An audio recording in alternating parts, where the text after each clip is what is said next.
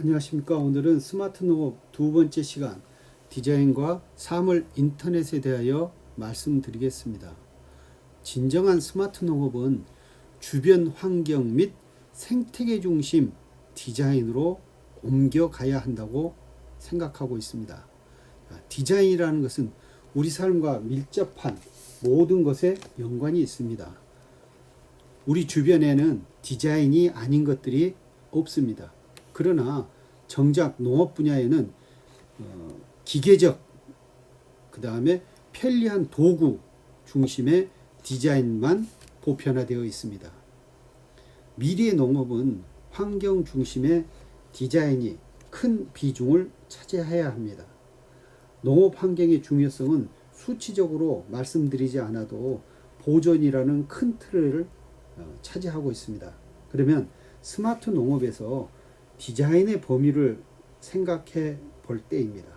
일반적으로 스마트 농업 디자인하면 수직 농업, 편리한 농작업 구조를 생각해 볼 수 있겠지만 농업 생태계를 큰 틀에서 디자인하는 것이 농업 정책을 포함한 시각화된 농업 농촌의 목표라고 생각을 합니다. 그리고 스마트 농업 분야에서 인간의 수고를 덜어줄 사물 인터넷에 대하여 알아보겠습니다. 또한 사물 인터넷 태동과 관련된 홈 루덴스족에 대해서도 알아보겠습니다. 사물 인터넷은 인터넷 오브 띵스의 앞글자만 따서 IoT라고도 합니다. 인터넷을 통해 사물이 연관된다는 말입니다. 전기, 통신 기반의 발달로 무형의 결제 시스템을 포함한 공간 내의 물건, 도구, 사물 등과 연결되어 조작 활용되는 것을 현대 생활에서 다양한 분야에 응용을 하고 있습니다. 센서의 역할이 중요하게 대두되면서 현재는 클라우드 등 서비스 개념으로 확장되어 부가가치를 높여가고 있습니다. 자, 그러면 스마트 농업 두 번째 시간 디자인과 사물 인터넷에 대하여 알아보기 이전에 그러면 농업이 어떻게 태동됐는지에 대해서도 알아보겠습니다. 15만 년 전 네안데르탈린이 출현을 하고 7만 년 전 출현한 호모사피엔스와 공존을 하다가 네안데르탈린은 3만 년 전에 멸종을 합니다. 호모사피엔스는 체구도 작고 나약했지만 빙하기에 동굴 속에서 바늘을 발명하여 생존하게 되면서 현생 인류로 발전을 합니다. 자, 지구는 1만 6천 년 전 기온이 상승을 하게 되고 고산지대에 차가운 눈 녹은 물들이 하류로 흘러 비옥한 농토를 만들어줍니다. 자, 이곳에서 인류의 상상력이 더해집니다. 그 첫 번째 상상력은 밀이 어떻게 자랄까? 자연의 인위적인 또는 자연적인 디자인의 도움을 받아 비옥한 토지에 씨앗을 심게 됩니다. 그때 당시는 수렵 채취 활동이 주를 이루었기 때문에 내가 남은 곡식을 다시 땅에다 뿌린다는 그 자체가 엄청난 모험이었습니다. 그래서 지금의 농업으로 발전하게 됩니다. 수렵 채집 하던 인류가 농부가 되면서 자연을 반대해서 또는 자연의 영향력을 가해서 농업을 하기 시작하고 5천년 전에 전 세계로 세계 전역으로 농업 중심의 작물들이 재배하게 됩니다. 그래서 현재는 밀, 쌀, 옥수수가 세계 주요 작물이 되어 있습니다. 모두 초본류인 화분과 벽과입니다. 그러나 발전에는 또 대가가 따르게 됩니다. 인류 고고학자들은 수렵 생활보다도 농사가 더 힘들었다는 증거를 많이 발견을 했습니다. 농업을 위한 정착 후에 인류의 평균 키가 훨씬 더 작아졌습니다.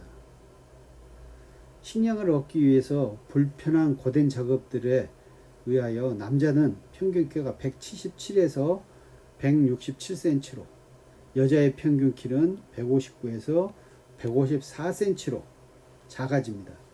논밭에서 반복적인 노동으로 관절염과 당분에 의한 또 충치, 이런 것들이 많이 발견이 되었습니다. 농업혁명으로 집을 짓고 정착생활을 하면서 또한 질병에 시달리게 됩니다. 그럼에도 인류는 농업을 포기하지 못합니다. 그 이유는 많은 수확량입니다. 화분과 작물은 한 알에서 수백 또는 수천 배의 소득을 낼 수가 있습니다.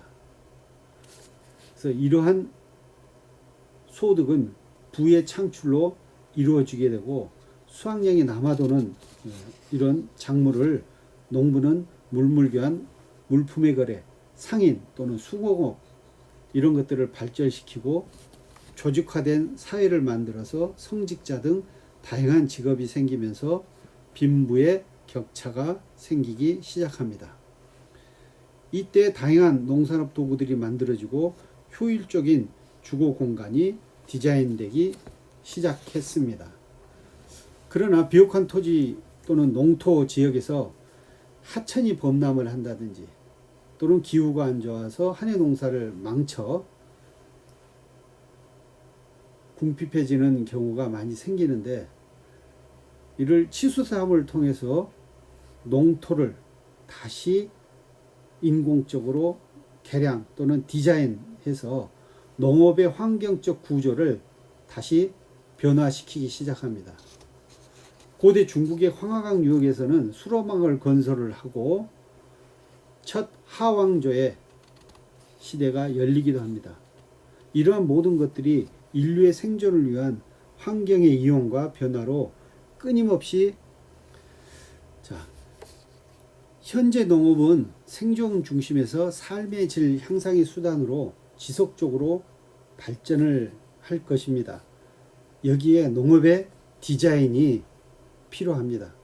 어떻게 농업 환경의 디자인을 접목할 것인지, 삶의 질 향상의 수단으로 어떻게 발전시킬 것인지, 일하고 돈 벌고 먹고 살기 바쁜 현실에 나름대로 크기와 규모를 가지고 농업 환경을 만들어가는 구조들을 다양하게 발전을 시킵니다.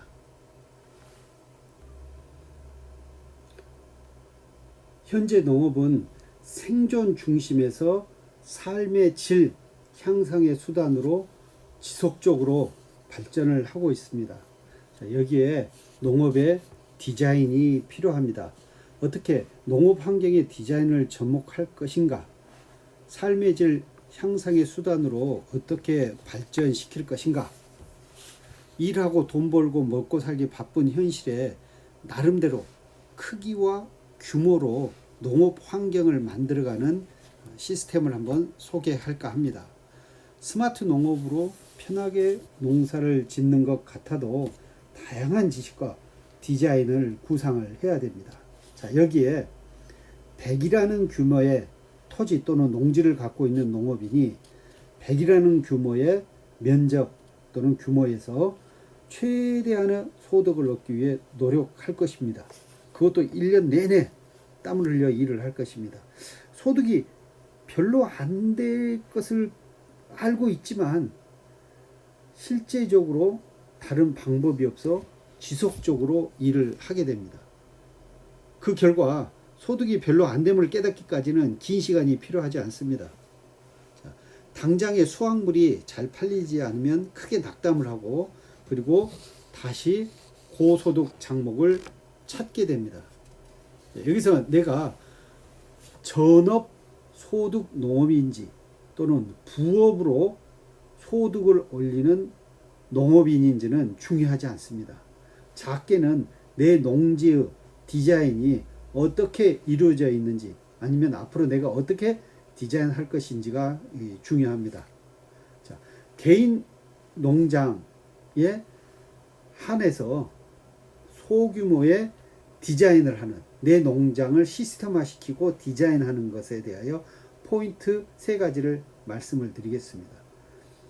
첫 번째는 전체 규모 또는 면적의 10% 정도는 분리해서 다양한 묘종, 종자 또는 번식, 보존 구역으로 이런 것들을 관리를 해야 합니다. 자, 대부분 농업인들은 전 면적의 작물을 재배를 하고 있지만 정작 앞으로의 관심사 또는 앞으로의 농업을 준비하는 공간들이 없습니다. 자, 예를 들어서 사과를 재배하고자 할 때는, 자, 농업인은 신품종 묘목을 미리 재배해 두고 또는 바로 교체할 수 있는 상태로 묘목을 키워놓고 변화에 따라서 바로 본 과수원에다가 이식을 바로 교체하는 가능 상태로 만들어주는 것이 중요합니다. 예를 들어서 과수도 패션입니다. 소비자의 요구나 기호가 계속적으로 바뀌기 때문에 미리 준비해 두면 병든 과수를 제거를 하거나 신품종을 교체할 시간을 줄여줍니다. 또는 관심 있는 작물과 종자를 미리 심어서 변식 장소로 활용하는 것도 꾸준한 농작업에 취미를 붙일 수 있는 계기가 되고, 새로운 것을 찾으려는 또는 새로운 것을 도입하려는 원동력이 되기도 합니다. 자, 둘째, 고소득 작물만을 찾는 것보다는 나의 일상생활하고 궁합이 맞는 작목을 찾아야 합니다. 자, 예를 들어서 토요일, 일요일, 공휴일만 시간이 되는 분들은 비교적 일손이 덜 가는 100평에서 300평 미만의 조경수, 여기서 뭐 라일락, 자기, 입합, 꽃수국, 황극, 측백, 능수매, 금목서 등을 심어서 재배하는 것들을 권장을 합니다. 셋째, 그래도 고소득 작목을 찾는다면 전업농들에게, 전적으로 농사를 짓는 분들에게 서비스를 제공할 수 있는 아이템을 찾아야 합니다. 즉, 전업농을 하는 농업인들이 꼭 필요한 것들을 제공을 하는 것입니다. 자, 예를 들어서 과수의 꽃가루 또는 참달의 복숭아, 배, 이런 것들의 꽃가루를 만들어서 판매를 하거나, 토종종자 또는 종묘, 뭐 단옥수수, 야생달의 으름, 개암, 이런 것들을 증식을 해서 특수한 목적으로 비싸게 파는 것입니다. 자, 과수의 꽃가루를 채취한다는 것 자체는 굉장히 어려운 일일 수가 있습니다. 그러나 작은 면적에서 고소득으로 올릴 수 있는 방법은, 꽃가루는 암수가 구별이 되어 있는 과수에 한한 것들입니다. 자, 수꽃 꽃가루를 채취를 해가지고 하우스 형태의 건조나 작업 공간을 마련을 해야 됩니다. 물론 기본 시설 또는 전문적인 지식으로 준비해야 될 것들이 많지만, 계획을 잘 세우고 주변 사람들에게 도움을 받는다면 힘든 농사보다도 적은 면적에서 소득을 많이 올릴 수 있는, 저는 개인적으로 이 3번째, 고소득으로 올릴 수 있는, 적은 면적에서 고소득으로 올 수 있는 이런 농사를 선호를 합니다. 또 이게 우리나라 한국형 농업에도 맞다고 저는 생각을 합니다. 자, 꽃가루 생산이라든지 토종 종자, 종묘에 관련된 궁금사항들은 나중에 연락을 개별적으로 주시면 자세하게 알려드리도록 하겠습니다. 자, 이 사진은 미래의 식물과 어우러진 건물 상상도입니다.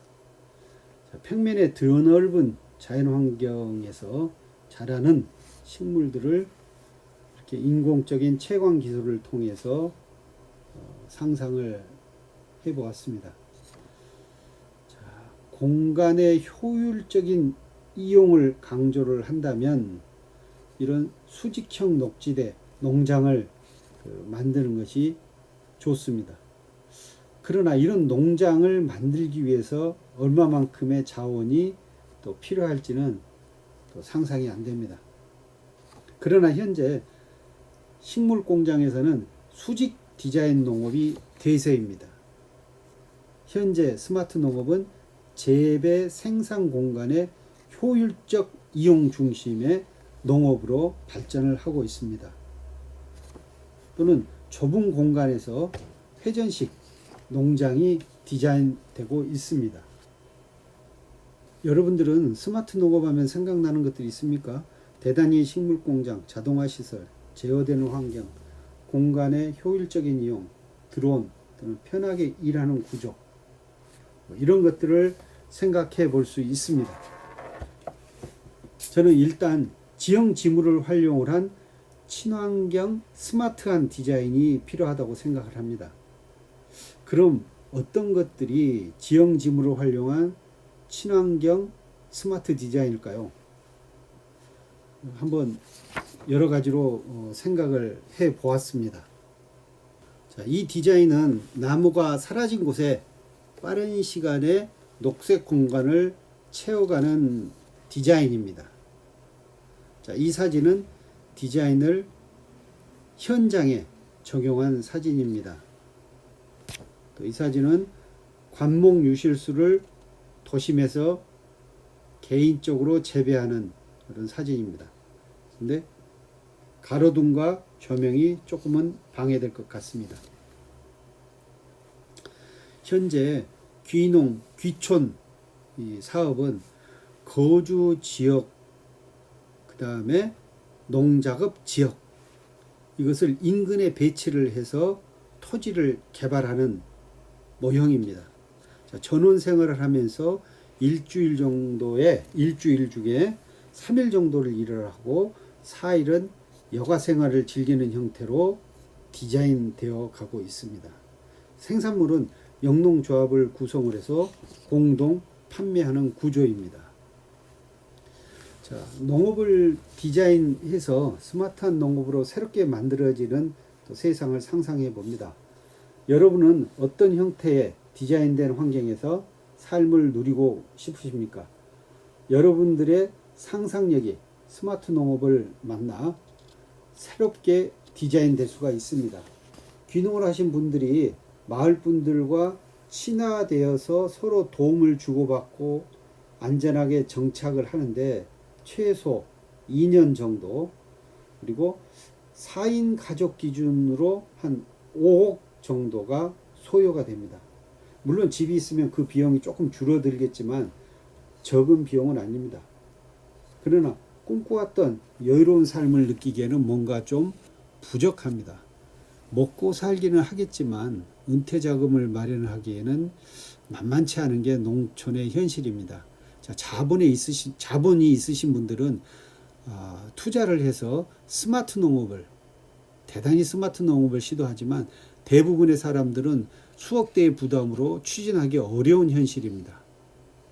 식량의 자급자족에만 만족하지 않고 소득을 올리려면 다양한 방법들이 필요합니다. 자, 그러면 농촌에 정착을 해서 가장 필요한 세 가지 형태를 구축하는 내용을 말씀을 드리겠습니다. 자, 첫째는 내 경작지에 농지 원물을 만드는 것입니다. 임차, 자경, 휴경 이런 것들을 구별을 해서 토지대장 또는 등기부 등본을 발급받아서 읍면동 사무소에 신청을 합니다. 둘째, 농지원부를 갖고 공익형 직접 지불 사업을 또 신청을 합니다. 이때는 농업 외 소득이 3,700만 원 이하일 때만 가능합니다. 또 자세한 내용은 질문을 하시면 답변을 드리겠습니다. 셋째, 농협, 원협, 축협 등 농업협동조합의 조합원으로 가입을 합니다. 이 세 가지를 기본적으로 해 두시면 농업 분야의 다양한 혜택 또는 복지 혜택을 받을 수 있는 기본이 됩니다. 자, 농지원부 공익직접지불제 신청, 그 다음에 농협조합원으로 가입. 그래서 이렇게 하게 되면 농업인 수당이라든지 또는 여성농업인 복지 혜택, 농업인 대상 국민연금 지원, 각종 보조사업, 농업 관련 교육에 대한 정보를 받을 수 있습니다. 자세한 내용은 농업기술센터에 문의를 하시면 안내를 해드리고 저에게도 말씀을 해주시면 정보를 드리겠습니다.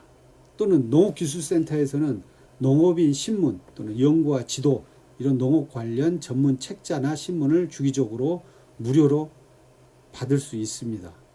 그래서 자세한 내용은 농업기술센터에 문의하시기 바랍니다.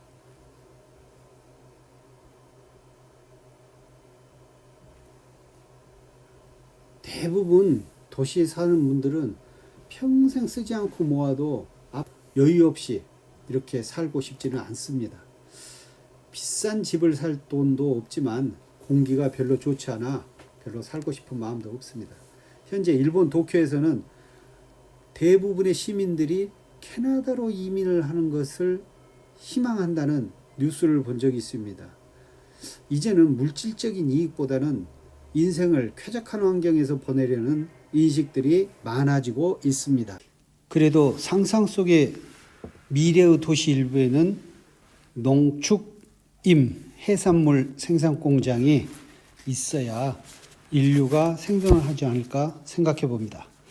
미래 도시에서는 더 여유롭고 풍족한 삶을 살 수 있을까요?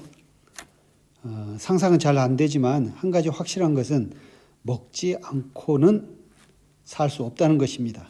1차 산업인 농업의 도움 없이는 아무것도 이룰 수 없습니다.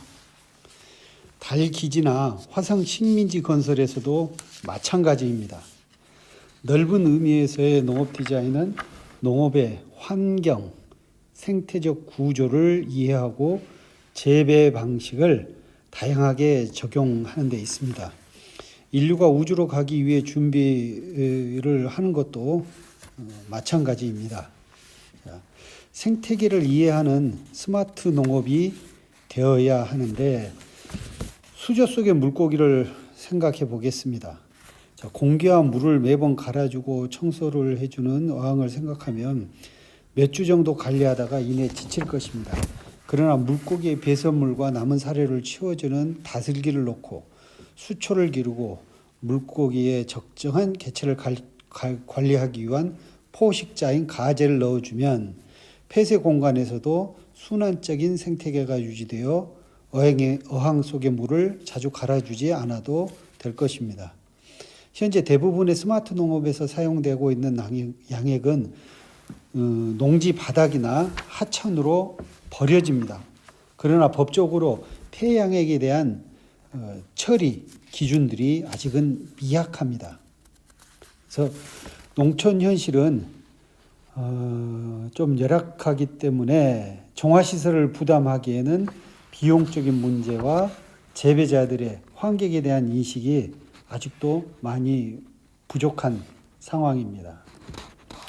자, 생산성도 좋지만 이제는 환경에 중심을 두고 농업이 발전해야 됩니다. 물이 오염되면 인류는 살 수가 없습니다. 여기까지 스마트 농업과 관련된 디자인, 생태에 관한 이야기를 했습니다. 다음은 스마트 농업에 사용되고 있는 사물 인터넷에 대하여 말씀드리겠습니다. 자, 화분이나 콩나물 시루에 물을 줄 때 어떤 방법을 더 좋아하시는가요? 손으로 물을 주는 것이 직접 상태를 살피기도 좋고 안전하게 콩나물을 기르는 방법이었습니다.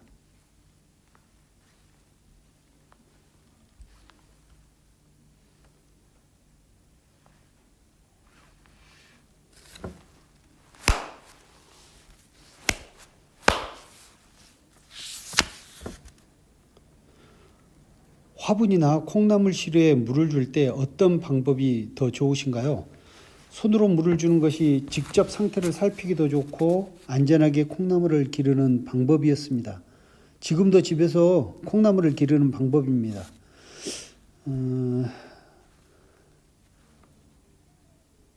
그런데 지금은 화분에 물을 주기 위해서 스마트폰, 아두이노 시스템, 센서 이런 것들을 활용을 해서 물을 주려고 합니다.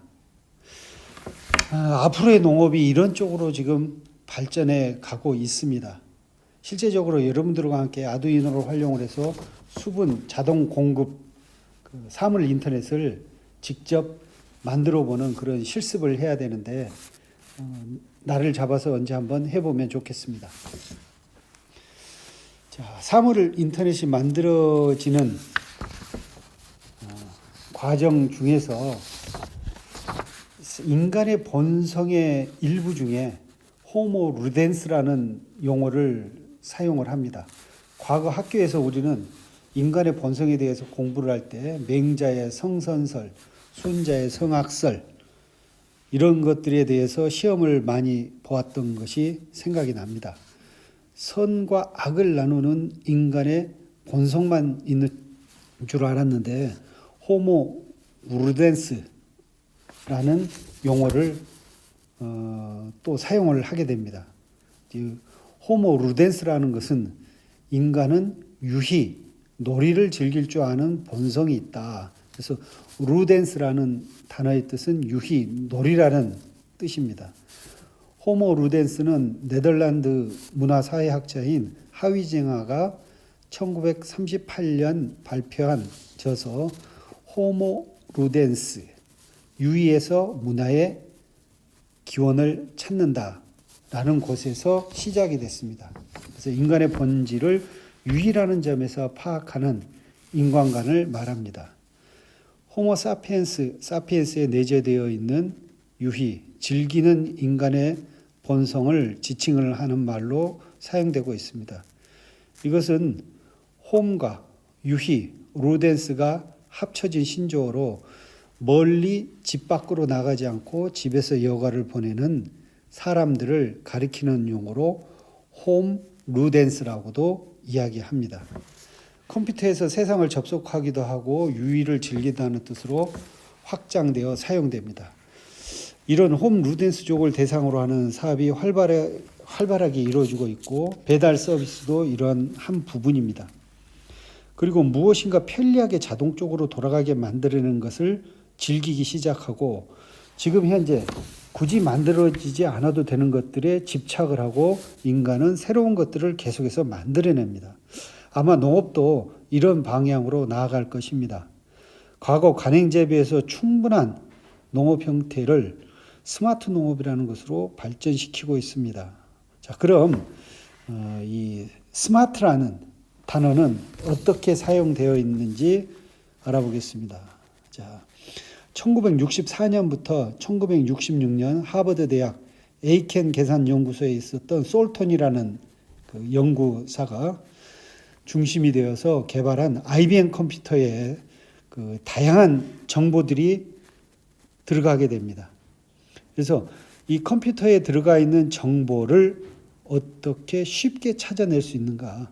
당시에는 대부분 컴퓨터 정보들이 텍스트 형태로 저장, 기록되어 있습니다. 그래서 방대한 문헌 자료가 컴퓨터에서 쉽게 찾아줄 수 있도록 고안한 방법에 대해서 이렇게 유래를 해서 솔턴이라는 사람이 개발한 솔턴스 매지컬 오토매틱 리트리버 오브 텍스트, 그래서 앞자를 따서 스마트라고 SMART로 사용을 하고. 자, 그러면 언제까지 스마트라는 용어가 사용될까요? 아마도 다음에 말씀드릴 주제인 인공지능 그리고 농업 여기에 관련되어 있는 머신러닝, 딥러닝이라는 단어로 아마 교체될 것입니다. 더 먼 미래에는 인류의 다음 도약인 우주로 나가는 식량 문제를 해결하기 위한 어떤 단어로 대체될 거라고 또 생각을 합니다. 현재는 스마트라는 언어가 안 들어가면 뒤처지는 농업을 하는 느낌이 들기도 합니다. 미국 스마트팜 기업 에어로팜의 가치가 1조 3천억 원의 가치로 평가되고 있습니다. 농업 분야의 애플이라는 별명까지 얻었습니다. 1세대 스마트팜은 담수식 수경 재배 방식을 사용을 했는데 이것은 물을 담아놓고 그 위에 식물을 키우는 이런 방식인데 이 방식은 물을 많이 사용했습니다. 그래서 새로운 방식이 필요했는데 특수한 천에 작물을 키우는 방법입니다. 물과 양분을 천 사이로 내려온 뿌리에 분무기로 뿜어서 공급을 합니다. 이 방법은 분무기로 뿜는 방식이라고 해서 분무식 재배 시스템이라고도 합니다. 일반 농사보다도 95%, 초기 수경 재배 방식보다도 4% 정도의 물을 적게 사용합니다. 그래서 에어로포닉 기술과 실내 수직 농업에서 생산된 각종 채소를 바로 소매 브랜드를 개발을 해서 판매를 하고 유통 구조를 바꿔가고 있습니다. 이러한 기술 뒤에는 공장을 제어하는 센서, 사물 인터넷 등이 사용이 되고 있습니다. 자, 사물 인터넷 하면 생각나는 것들은 자동화된 가정, 공장 뭐 이런 것들이 생각납니다. 내가 어디에 있든지 내 축사 또는 농장의 상태를 실시간으로 확인하고 문제점을 바로 처리할 수 있는 편리한 것으로 생각이 됩니다. 자, 사물 인터넷 하면 생각나는 것들이 자동화된 가정집, 공장이 생각납니다. 내가 어디에 있든지 내 축사, 내 농장의 상태를 실시간으로 확인을 하고 문제점을 바로 처리할 수 있는 편리한 것으로 생각을 합니다. 자, 그런데 사물 인터넷을 활용하는 데 있어서 6가지 요소들이 있습니다. 자, 제일 첫 번째가 센서, 두 번째가 무선통신, 클라우드, 빅데이터, 인공지능, 부가가치 서비스. 위쪽으로 올라갈수록 고부가가치를 창출을 합니다.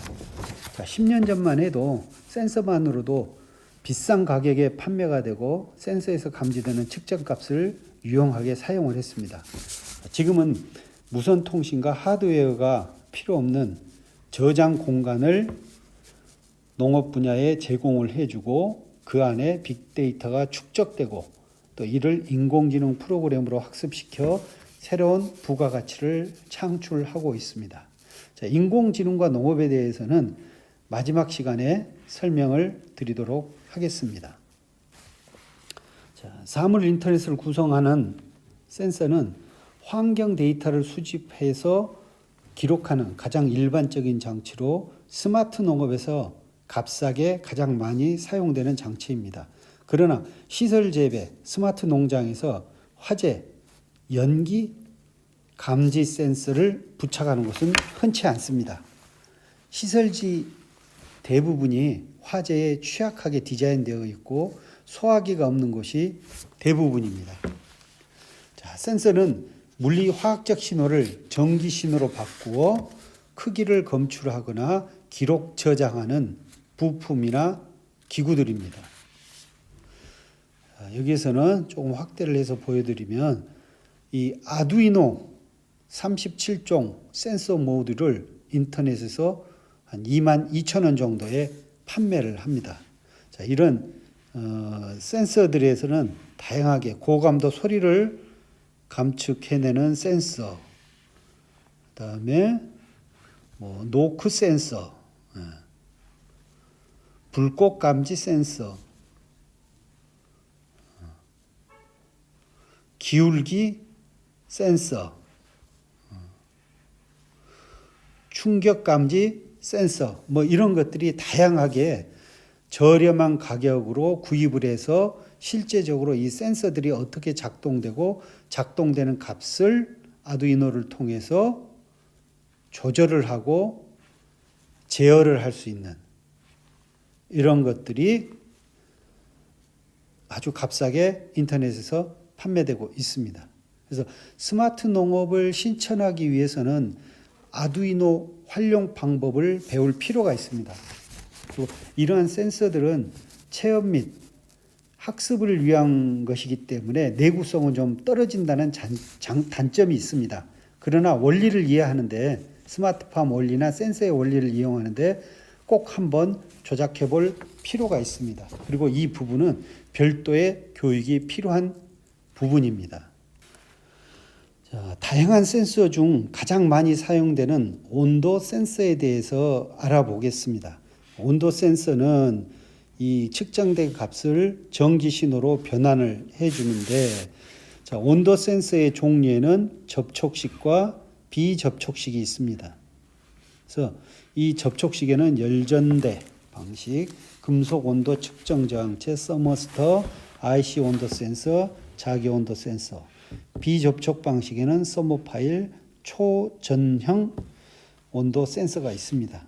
자, 그러면 열전대의 특징들은 응답 속도가 비교적 빠릅니다.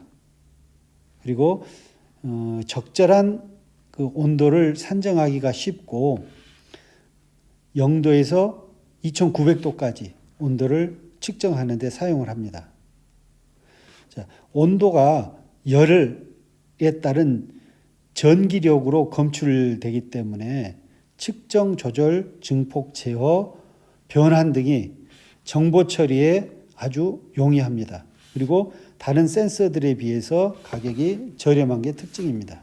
자, 금속 축원체 온도 센서의 그 특징은 감도가 양호하다는 것입니다. 그리고 백금이 활용되기 때문에 장시간 안정적인 온도를 측정을 하는데 사용을 합니다. 자, 서머스터 방식은 온도가 상승하면 특정 온도 이상에서 저항값이 급격하게 증가하는 특징을 가져서 이런 것들이 많이 사용되고 있지는 않는데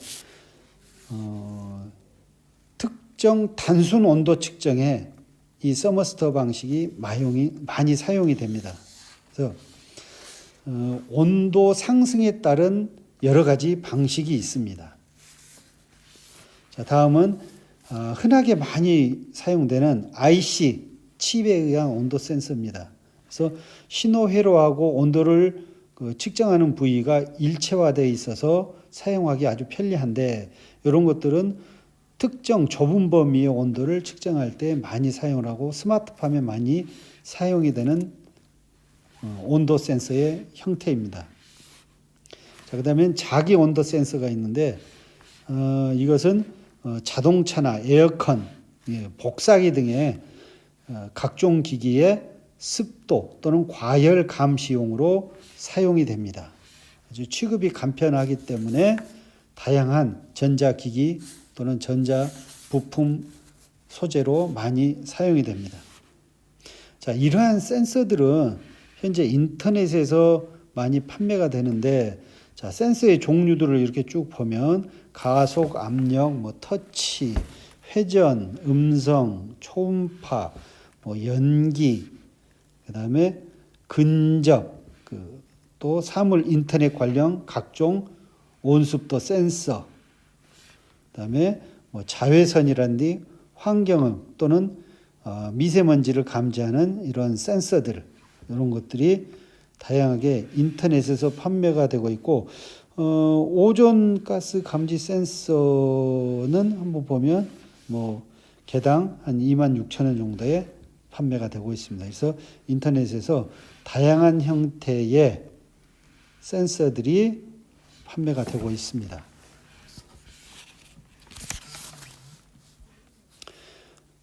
다음은 두 번째, 무선 통신입니다.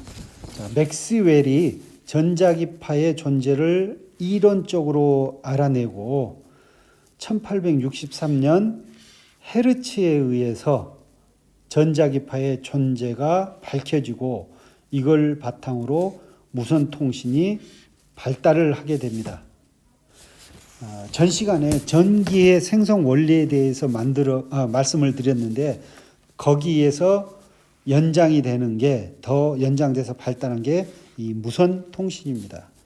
1912년 타이타닉호가 대서양 빙산하고 충돌할 당시에 무선 통신으로 구조 요청을 했습니다. 이 무선 통신의 출발점은 교류 전기에서 생성이 됩니다. 즉 코일과 이 자석의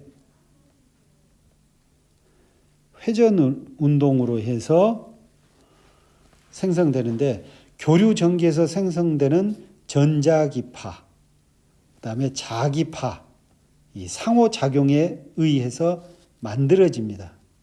그래서 무선 통신에는 이러한 이 코일, 그다음에 전기를 담아둘 수 있는 축전기, 요 두 가지로 전자기파가 만들어지는 통신의 기본 수단이 됩니다. 그래서 무선 통신에는 이 코일과 축전기, 즉 전기를 저장하는 이 축전기가 사용이 됩니다. 자, 첫 번째, 이 코일에서는 코일 내부의 자석을 움직이게 되면 앙페르 법칙에 의해서 출렁임, 즉 주파수, 즉 자기장이 생기게 되고, 이 자기장에 의해서 유도 자기장과 반대되는 유도 자기장이 형성이 됩니다. 자, 교류 전기를 저장하는 이 축전기에서는 전기를 통하게 되면 가우스 법칙에 의해서 전자는 플러스에서 마이너스 방향으로 흐르고 전기장이 또 생기게 됩니다. 이 반대로 이 전기장에 또 반대하는 자기장이 이 축전지에 생깁니다. 이때 마찬가지로 진동이, 즉 주파수가 또 생깁니다. 즉 코일에 의한 주파수, 이것은 자기장과 유도 자기장, 또 축전기에 의해서 생기는 전기장 또는 자기장, 이 두 가지를 가지고 통신에 활용을 하게 되는데, 코일의 진동과 축전기의 진동이 교차되는 곳에서 공명현상이 일어납니다. 즉 주파수끼리 서로 간섭이 되면서 공명현상이 일어나는, 이 주파수의 진동이 없어지는 그런, 또는 주파수의 간섭현상이, 상호 간섭현상이 줄어드는 곳이 생기는데, 이곳을 공진주파수라고 합니다. 코일과 이 축전기를 직렬로 연결을 하게 되면 상호 교차되어 간섭되는 공명 주파수 구간이 생깁니다. 자, 그래서 여기에서 전기 저항을 걸어주고 전기의 주파수를 바꿔주면 다양한 주파수대의 무선 통신 조건이 만들어집니다. 그래서 공진 회로를 이용해서 특정 주파수를 보내고 받을 수 있게 됩니다. 자, 다시 정리를 하면 전기에서 전파가 발견되고 코일과 축전기를 활용을 해서 동시에 회로를 구성하면 공명 형상이 일어나서 특정 주파수가 생기게 되고, 그 특정 주파수를 보내고 받는 이런 발신과 안테나 시설을 만들어서 무선 통신이 가능하게 됩니다. 자, 이 전자기파는 매질이 필요 없고 빛의 속도로 이동을 합니다. 자, 소리는 공기가 필요하지만 전자기파 이동에는 아무것도 필요하지 않습니다. 자, 빛 역시 파장을 가진 전자기파입니다. 자, 우리가 눈으로 보는 가시광선은 짧게는 400나노미터에서 길게는 700나노미터까지 우리가 눈으로 볼 수가 있습니다. 자, 다음은 사용하지 않는 스마트폰을 이용을 해서 내 농장, 그 다음에 집을 감시하는 감시용 카메라를 만들 수 있는 방법을 설명을 드리겠습니다. 그래서 사물 인터넷에 이런 센서라든지 카메라를 활용을 해서 내가 얼마든지 상황을 판단하고 조작하는 그런 기본 원리가 담겨 있는 프로그램입니다. 자, 먼저 구글이나 애플 계정을 만들고 알프레드 CCTV라는 프로그램을 두 휴대폰에 깔아줍니다. 자, 한 개는 카메라로 지정을 해서 농장의 전원을 연결하고 고정을 시켜주고 한 대의 그 스마트폰은 화면 보기로 지정을 하고 들고 다니면서 농장 상황을 간편하게 확인을 할 수가 있습니다. 자, 한 번씩 해보시기 바랍니다. 자, 다음은 클라우드 서비스 데이터 센터입니다. 클라우드 서비스는 아마존에서 먼저 시작을 했습니다. 물품이나 고객의 정보를 활용을 해서 수요를 예측하고 인터넷 상거래에서 신속하게 대응하기 위해서 서버를 구축을 했습니다. 그런데 이 서버가 사용되는 시기가 있고 사용되지 않는 시기가 있습니다. 예를 들어서 블랙 프라이데이는 서버가 용량이 굉장히 많이 필요로 하는데 그 외의 시간에는 서버가 필요가 없는 서버 공간이 남아도는 이런 경우가 발생을 하는데 이 남아도는 서버 공간을 제공을 하고 마치 데이터 임대 아파트 사업을 해서 서버를 빌려주고 돈을 받는 이런 사업을 진행하기 시작했습니다. 그 후에 이 구글과 마이크로소프트사에서도 서비스를 시작하고 현재는 많은 업체에서 서버의 한 공간을 임대를 해주는 이런 사업들을 많이 하고 있습니다. 자, 인터넷만 연결되고 그 인터넷 연결 단말기만 있으면 어디든지 인터넷을 통해 업무, 자료 전송신, 오락을 즐길 수 있습니다. 근데 단점은 매월 비용을 부담해야 되는 단점도 있습니다.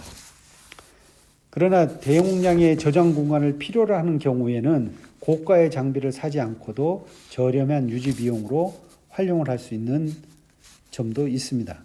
자, 개인 농장에서 센서에서 수집된 자료를 무선 통신을 이용해서 클라우드 서비스에 무료로 저장할 수 있는 것을 소개를 해드리겠습니다. 자, 1TB를 무료로 제공하는 이 듀박스입니다. 간단한 회원가입 또는 구글 계정이 있으면 쉽게 가입이 됩니다. 자, 단점은 다른 사람들하고 내가 저장된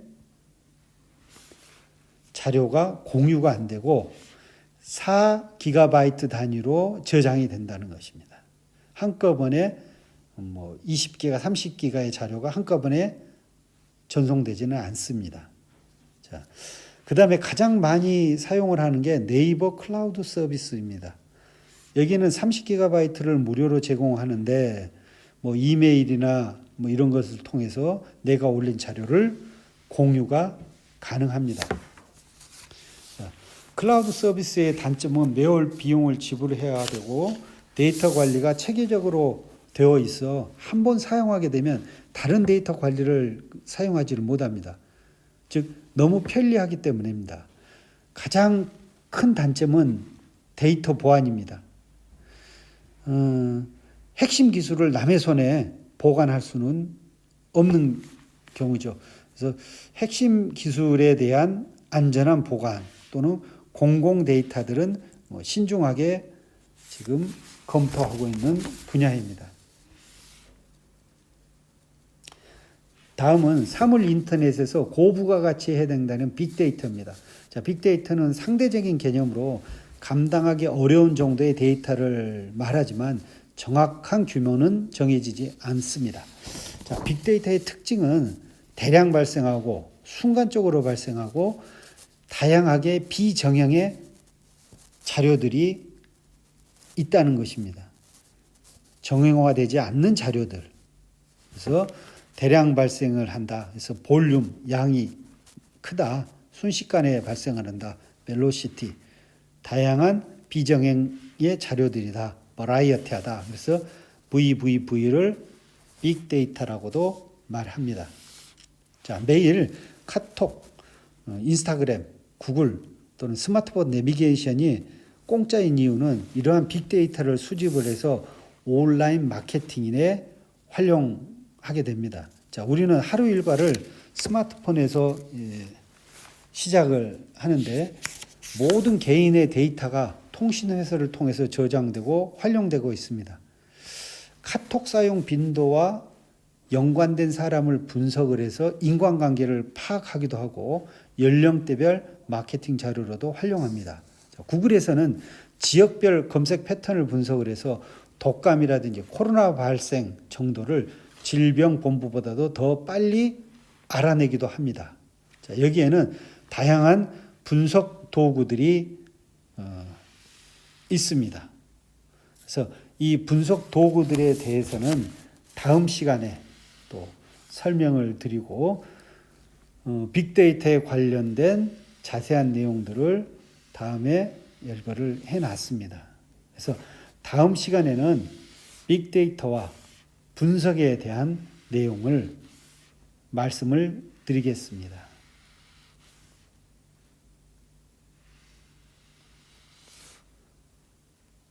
자, 이상입니다.